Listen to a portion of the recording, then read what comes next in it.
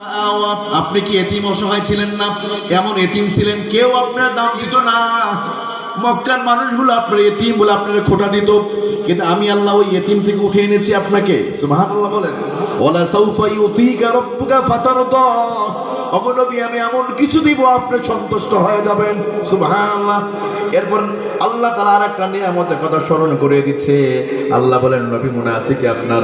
ওয়াজাদাকা দাল্লান ফাহাদা।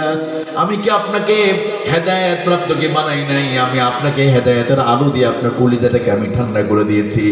এরপর আল্লাহ বলেন 3 নম্বর স্মরণ করে দিচ্ছে, ওয়াজাদাকা আইলান ফাআগনা। আল্লাহ বলেন, নবী আপনি একসময় আপনার কিছুই ছিল না, আপনি অসহায় এতিম ছিলেন। 3 নম্বর নিয়ামতের কথা আমার আল্লাহ স্মরণ করে দিয়ে বলছেন, নবী আপনি এতিম ছিলেন, কিছুই ছিল না। ফাআগনা, আমি আল্লাহ আপনার ধনী বানালাম।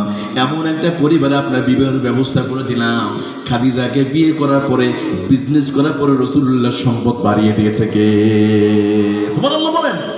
আল্লাহ ওটাই স্মরণ করে দিচ্ছে, ও নবী আপনার কিছুই ছিল না। জন্মের আগে বাবাকে হারালেন, জন্মের পরে মাকে হারালেন, এরপর দাদাকে হারালেন, চাচাকে হারালেন, কিছুই ছিল না। আর আমি আল্লাহ এমন অসহায় অবস্থা থেকে আমি আপনাকে ওয়াজাদাকা আইলান ফাআগনা, আমি আল্লাহ আপনাকে ধনী বানিয়েছি। সুবহানাল্লাহ বলেন। অতএব আমার প্রিয় ভাই, একটু আপনারা এবার আপনার নিজেকে মিলিয়ে দেন।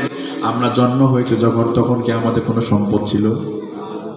সবাই খালি হাতে, কাপড় ছিল না, ন্যাংটা